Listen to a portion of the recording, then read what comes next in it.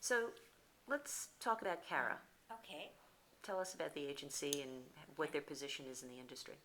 Well, Cara, unlike a lot of other agencies, is not owned by a big conglomerate. You have certain conglomerates like Publicis and Interpublic, where they own a number of agencies or under their umbrella. Aegis is based in Europe, and they actually came here about 16 years ago to set up office in the U.S.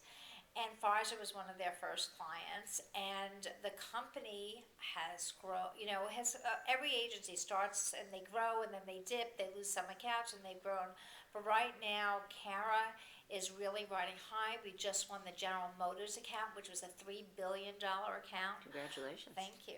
And a couple of years ago, we had Pfizer Pharmaceutical, but we took over the consumer as well. So now we have all of Pfizer. We have some other very big clients as well. We have Relativity Films, and we have Home Depot, and we have a number of big clients, and the company is growing. It's really growing, and it's a great place to be because they do also have a digital agency, but that was part of it. It really started almost like with a digital feel, and we've grown where we're covering all platforms, and we have offices all throughout the world, and it's a great company, and it's a growing company. The most recent census speaks about the increasing diversity of the United States. How is Carat approaching the new information released by the census? It really impacted a lot of our clients. I have to say, once census data came out, all of a sudden a green light went on for a lot of our clients. We've been doing a lot of analysis on Hispanics and how they view television. And it's an important market because the one thing that's interesting, African Americans are heavy viewers of television, and they over-index against regular broadcast television. Hispanics, on the other hand, under-index by a very large percentage. They do like sports, and they do like the competition shows. However, they do not watch a lot of broadcast television. They do watch mostly Hispanic networks because they relate to the culture. And you have to remember that a lot of the Hispanic growth has come from people who are either of Mexican heritage or of Puerto Rican heritage or whatever, and a lot of them still have Spanish as their primary language. I mean, they might be bilingual, but they still have their heritage because they came over here not when they were young, but they came over here when they already were cultivated into the Hispanic culture. So the thing is that we really have found a need to start really shifting some dollars to Hispanic media to cover, because we realize this is a large, important part of our growing, of the U.S. landscape, and we've been doing tons of research, and there are definitely more dollars shifting over to Hispanic media, and the census really put a line on this. As I said, African Americans, we've always been able to over-deliver through general television, but in terms of Hispanics, it's a center now where we're really taking a closer look at this, market, and it's interesting. But I did a study, and the people who are coming over here, Hispanics, they do over-index, as I said, on sports and on competition shows. But the other area they over-index is on kids programming, Nickelodeon, Cartoon Network. Because what's happening is that as they're coming over here, they're getting more cultivated into the U.S. So their kids are getting more cultivated into the U.S. society. So who knows what's going to happen in the future? But right now, the Hispanic population we have here, a lot of them are bilingual and consider Spanish a large part of their identity. The kids' audience has received a bit of press attention recently with the decline in Nickelodeon's ratings. What have you found? We found that Nielsen is not at fault in this case. There are a lot of reasons why Nickelodeon's ratings are down. I did a big study actually internally.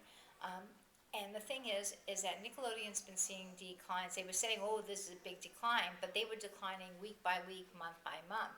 Because what has been happening is Nickelodeon never keeps their schedule intact. They're always switching things up. People can't find things. There's not a lot of consistency.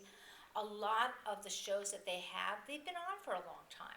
And shows tend to age, and eventually their ratings, little by little, go down.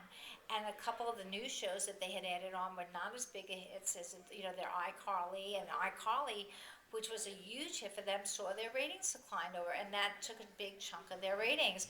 So Nickelodeon, I believe that the losses are real losses. And what people really don't talk about is, basically Disney Channel saw big upticks during the same time. And Disney Channel had introduced a lot of new shows that seems to be resonating. And it's interesting because Nickelodeon was always kind of the younger end of the 2 to 11, and Disney was kind of the older end. But those people that grew up with Nickelodeon, those people have gotten a little older, and now that programming that kind of appealed to them was more the Disney Channel programming. So I really feel that, I understand why Nickelodeon was in an uproar because, it's a lot of dollars. But they had third-party people come in and they could not find anything wrong with the Nielsen systems. And there were real reasons that their programming has been declining. So I feel like they were really high on the rent track data because they were saying, look, we didn't see as big a dips there. But again, that's household data. So my belief is that these dips for Nickelodeon are real. And I thought it was interesting. But I actually went to the Nickelodeon upfront for next season. And almost all their shows were targeted towards that Disney type audience, the older audience. So I thought that was interesting because they realized that that audience, that 6 to 11 base or 6 to 14 base, whatever, is really big, and they started programming towards it. I joked with the person I was with. I said, "Are we at the Disney upfront or is this the Nickelodeon upfront?" So I believe they realize that the losses are real now as well.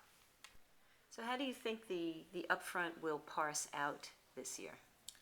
When you see the upfront parse out, I do think that, some people think it's a tight market, some people think it's a slower market. I think that, I don't think everyone's saying a lot of dollars will shift to cable. I don't think a lot of dollars will shift to cable. I think most clients still want the big reach. They're going to stay with network television.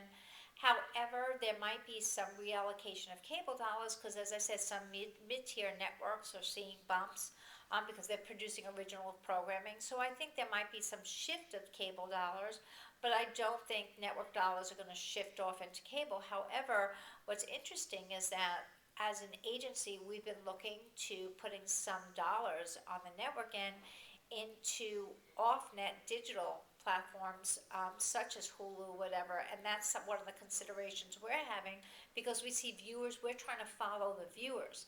And so it's interesting is that's where I say I think cable will still be, still get this portion of the budget, but some of those dollars might be reallocated based on whether some networks are going to play hardball because their ratings have gone really up. And I do think some dollars might shift to other digital type platforms of television viewing.